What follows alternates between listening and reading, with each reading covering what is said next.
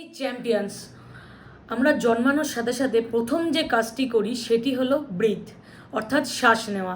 And what is the last thing we do before we die? That is also breath. মৃত্যুর সময়ও আমরা শেষ শ্বাসটাই নিই। তো শ্বাস আমাদের সাথে, জীবনের সাথে ওতপ্রোতভাবে জড়িত। আনফর্চুনেটলি আমরা সঠিক পদ্ধতিতে শ্বাস নেওয়ার উপরে কখনো অ্যাটেনশনই দিই না। আর এই অ্যাটেনশন না দেওয়ার ফলে আমাদেরকে নানা রকম সমস্যার সম্মুখীন হতে হয়, মেন্টালি এবং ফিজিক্যালি। মেন্টালি আমরা stress, anxiety, negative thoughts, depression, নানা রকম সব কিছু সম্মুখীন হয়। সঠিক পদ্ধতিতে যদি আমরা শ্বাস কীভাবে নিতে হয় তা যদি জানতে পারি, তাহলে আমরা অনেক কিছুর থেকে আমরা মুক্ত হতে পারি। সম্পূর্ণ ভিডিওটার মধ্যে দিয়ে আমরা জানতে পারবো সায়েন্টিফিক্যালি, সাইকোলজিক্যালি এবং কিছু অ্যাক্টিভিটিসের মধ্যে দিয়ে সঠিক পদ্ধতিতে কিভাবে শ্বাস নিতে হয় এইগুলো শিখবো, যার ফলে আমাদের যে এতদিনের যে ভুল শ্বাস নেওয়ার পদ্ধতিতে, যা আমরা অ্যাটেনশনই দিই না যে কিভাবে অ্যাকচুয়ালি এটা এগোচ্ছে, আমরা যদি এটাকে জানতে পারি তাহলে আমরা অনেক সমস্যার থেকে, অনেক রোগের থেকে আমরা বেরিয়ে আসতে পারবো। So let's start the topic. Deep ব্রিদিংয়ের উপরে প্রচুর স্টাডি হয়েছে যা প্রুভড করেছে ডিপ ব্রিদিং আমাদের মেন্টাল হেলথের জন্য such a blessing.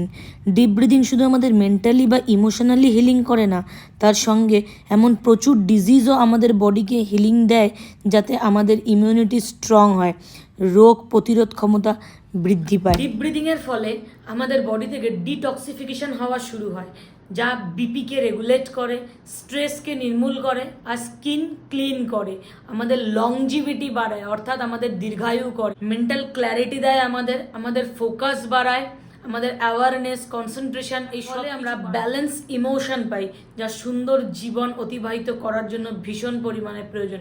So please do deep breathing. একটি কুকুর বা ডগ তার জীবনকাল ম্যাক্সিমাম 15 ইয়ার্স, আর এই 15 ইয়ার্সে সে 1 মিনিটে শ্বাস নেয় 24 থেকে 26 বার। আর ঠিক ওই একই মিনিটে একটি টর্টয়েস বা একটি কচ্ছপ শ্বাস নেয় 2 থেকে 5 বার। আর টর্টয়েসের জীবনকাল 200 থেকে 400 বছর। See the difference between dog and a tortoise just because their breathing system অথবা ব্রিথিং টেকনিক। আর ঠিক ওই একই 1 মিনিটে আমরা হিউম্যান শ্বাস নিই মানুষেরা 16 থেকে 18 বার, যেটা অলসো টু মাচ। আর তার থেকেও বড় হলো আমরা ভুল পদ্ধতিতে শ্বাস নিই। ব্রিদিং হলো এমন এক হিলিং টুল যা দিয়ে আমরা মেজর থেকে মেজর প্রবলেমও সলভ করতে পারি। এই ভিডিওতে আমি এমন কিছু তথ্য শেয়ার করব যার ফলে আপনারা জানতে পারবেন যে what is the right way to taking breath. আর এই ব্রিথিং টেকনিককেই আমাদের যোগীরা যুগ যুগ ধরে ফলো করছেন, তাই একে ইয়োগিক ব্রিদিং টেকনিকও বলা হয়। Let's understand what is the yogic breathing and how to do this. There is a 2 type of breathing patterns, chest breathing and diaphragmatic breathing. Chest ব্রিদিংয়ে আমরা 99.99% আমরা সাধারণত উপরিভাগ থেকে নিয়ে থাকি, এবং এই উপরিভাগ থেকে শ্বাস নেওয়ার ফলে শ্বাস নিই, যেটা সঠিক পদ্ধতি নয়। আর এই কারণেই আমাদের মেন্টাল ইস্যুস, অ্যাংজাইটি, ডিপ্রেশন, নানা কিছুর সম্মুখীন হচ্ছি। আর ব্রেন অক্সিজেনের সঠিক মাত্রায় পৌঁছচ্ছে না, তাই আমরা লেস অক্সিজেনেটিভ এনভায়রনমেন্ট পাই। ডায়াফ্রাগমেটিক ব্রিদিংয়ে এই গভীর যেভাবে আমরা শ্বাস নিই তাই শ্বাস লাংসে যায়, যার ফলে ডায়াফ্রাম এক্সপ্যান্ড হয়। ছোট বেবিদের ক্ষেত্রে যখন তারা ঘুমায় আমরা লক্ষ্য করলে দেখতে পাবো তাদের পেট ওঠানামা করছে শ্বাস নেওয়ার দরুন। আর এই শ্বাস নেওয়ায় সঠিক পদ্ধতি, ডিপ স্লিপ ন্যাচারাল প্রসেস তাই হয় ওদের। যখনই আমরা ডিপ ব্রিথ নেব তখন শ্বাস ডায়াফ্রামে গিয়ে নিচে ডায়াফ্রামকে এক্সপেন্ড করবে আর নিচের দিকে নিয়ে যাবে, যার ফলে ব্লাডের গ্র্যাভিটেশনাল সিস্টেমের বেশি ফ্লো হবে, সেই ক্ষেত্রে ব্লাডের সাথে মিক্সড হতে পারে, যার ফলে বিপি কন্ট্রোল হয় এবং মেন্টাল স্ট্রেসও আমাদের অনেক কম হয়। আর এইভাবে অপটিমাল লেভেলে অক্সিজেন পৌঁছলেই ব্রেনে stress, anxiety, depression, mental problem সব কিছু কম হবে, কারণ ব্রেনই সবথেকে বেশি মাত্রায় অক্সিজেন যায় আমাদের। আর এই সুপার কম্পিউটারই আমাদেরকে চালনা করছে। আর যদি আমরা স্ট্রেসে থাকি, মাইন্ড এক্সট্রা মাত্রায় গিয়ে কাজ করবে, আর যেটা হেলথের জন্য ভীষণভাবে ক্ষতিকর। এছাড়া সায়েন্টিফিক টার্মে যদি বলি, আমাদের নার্ভাস সিস্টেমের ভূমিকা প্রচুর। Central nervous system 2 type, fight and flight system আর রিল্যাক্সিং সিস্টেম। সেন্ট্রাল নার্ভাস সিস্টেমের উপরে পার্টকে বলা হয় সিম্প্যাথেটিক নার্ভাস সিস্টেম অ্যান্ড নিচের পার্টকে বলা হয় প্যারাসিম্প্যাথেটিক নার্ভাস সিস্টেম। আর এই প্যারাসিম্প্যাথেটিক নার্ভাস বা পিএনএসকে কানেক্ট করে আমাদের ভেগাস নার্ভ। এই ভেগাস নার্ভে প্যারাসিম্প্যাথেটিক ফাইবার্স থাকে, যা উদ্দীপিত হলেই আমাদের বডির সব সিস্টেম প্রপারভাবে কাজ করবে। আদারওয়াইজ আমরা anxiety, stress, mental issue, depression এই সবের মধ্যে আমাদেরকে জড়িয়ে ফেলবো। ইজিলি এর থেকে আমরা কোনোভাবেই বেরোতে পারবো না। আর এই সিচুয়েশান সৃষ্টি না হওয়ার জন্য আমাদেরকে ডিপ ব্রিদিং সিস্টেমের মধ্যে আসতে হবে এবং এই টেকনিককে ফলো করতে হবে। আমরা ডিপ ব্রিদিং করব, ঠিক সেই সময় আমাদের হিলিং ইন্টেলিজেন্স অ্যাক্টিভেটেড হবে। আর এই ডিপ ব্রিদিং এভরি ডে প্র্যাকটিসের ফলে আমরা কি করব, আমাদের ব্রেনের ভিতরে যে ইনফাইনাইট ইন্টেলিজেন্স আছে তাকেও আমরা অ্যাক্টিভ করে নেব। এবং এই ডিপ ব্রিদিংয়ের 3টে প্রসেস আছে। এক তো মেডিটেশন, নাম্বার 2 হলো হচ্ছে গিয়ে প্রাণায়াম, অ্যান্ড নাম্বার 3 হলো গিয়ে ডিপ ব্রিদিং। প্রাণায়ামের মধ্যে অনুলোম বিলোম, নাড়ি শোধন, ভ্রমরি, এরকম অনেক কিছু প্রাণায়াম আছে যেগুলো অলসো ইউটিউবে অ্যাভেলেবেল, আপনারা দেখে নিতেই পারেন। এছাড়া কিছু ডিপ ব্রিদিং টেকনিক আমি আমার আগের ভিডিওতেও শেয়ার করেছি, যার লিঙ্ক ডেসক্রিপশানে দিয়ে দেবো, আপনারা অবশ্যই একবার দেখে নেবেন।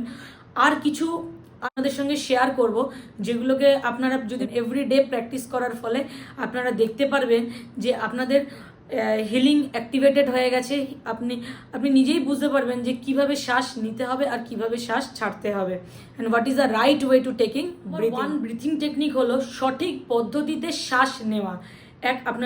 আপনার লেফট হ্যান্ড আপনার চেস্টে রাখুন, অ্যান্ড দ্য রাইট হ্যান্ড আপনার বেলিতে রাখুন, পেটে রাখুন। যখন আপনি শ্বাস নেবেন তখন ফার্স্ট আপনি লক্ষ্য রাখবেন যে আপনার পেট ফুলছে কিনা, অ্যান্ড হোল্ড ইট। সঙ্গে সঙ্গে আপনার চেস্টও ফুলবে। অ্যান্ড ওয়েন ইউ এক্সেল, যখন আপনি এক্সেল করছেন তখন আপনার পেটও ভিতর দিকে ঢুকবে এবং আপনার চেস্টও সঙ্গে সঙ্গে সংকুচিত হয়ে আসবে। এটা হলো নাম্বার 1 টেকনিক, আর এটাই বেস্ট টেকনিক টু ব্রিথ। এটাই হলো সঠিক পদ্ধতি শ্বাস নেওয়ার জন্য এবং শ্বাস ছাড়ার জন্য। নাম্বার 2 হলো stop breathing technique. Stop breathing technique হলো কি, inhale and hold for 5 second, 1 2 3 4 5। আর যখন আপনি শ্বাস ছাড়বেন তখন আপনার মুখটা ঠিক স্ট্রয়ের যেরকম করে আমরা কিছু টানি, ঠিক ওইভাবে এনে ছাড়বেন।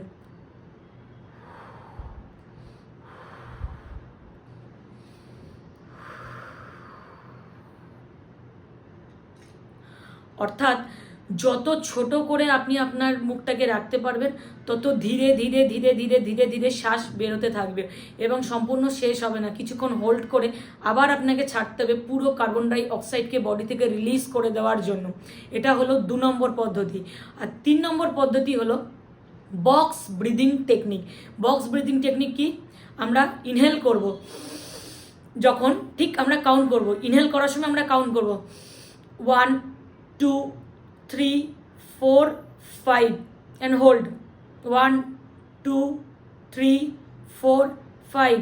Exhale 1 2 3 4 5.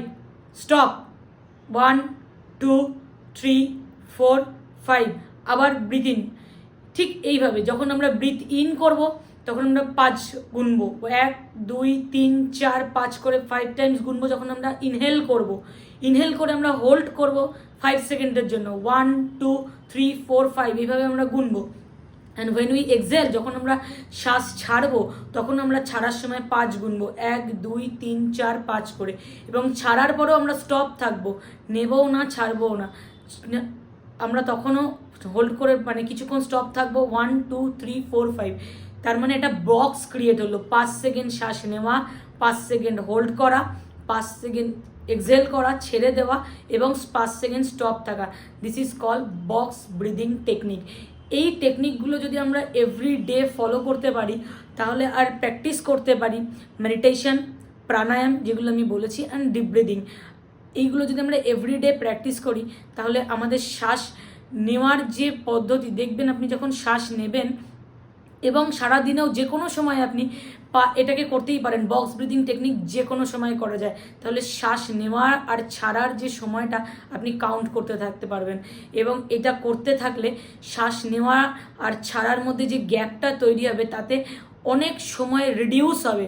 যেটা 18 বার হতো সেটা প্রথম 13 বার 12 বারে আসবে, 10 বার 8 বারে আসবে। এরকম করতে করতে 2 থেকে 3 বারে যখন আপনার 1 মিনিট গ্যাপে 1 মিনিটের মধ্যে যখন আপনি 2 থেকে 3 বার শ্বাস নেবেন, সেটাই হলো সঠিক পদ্ধতি শ্বাস নেওয়া। যখন আমরা শ্বাস নিই বেশিরভাগ সময় আমরা খেয়াল করে দেখবেন উপরিভাগ থেকে আমাদের শ্বাস বেরিয়ে যায়, যার ফলে কি হয় আমাদের শ্বাসের উপর ধ্যান কেন্দ্রিত হয় না, এবং এটা উপরে বেরিয়ে যাওয়ার জন্যই দিমাগের ঘোড়া সারা দিন সারা জায়গায় দৌড়াতে থাকে। যখন আপনি শান্তভাবে ধ্যান করবেন বা প্রাণায়াম করবেন বা আপনি ডিপ ব্রিদিং করবেন, তখন আপনি খেয়াল করবেন যে অটোমেটিক্যালি আপনি শান্ত হচ্ছেন, ধীর স্থির ভিতর থেকে আসছে, ভিতরেই ওটা তৈরি হয়ে যাচ্ছে, উপর থেকে কিছু আনতে হচ্ছে না। ডিপ ব্রিদিং এত উপকারী জিনিস, আর অনেক কিছু রোগ থেকে আমরা মুক্ত হতে পারি, এবং মেন্টাল স্ট্রেস থেকে তো অবশ্যই। So please do practice. Thank you so much for watching.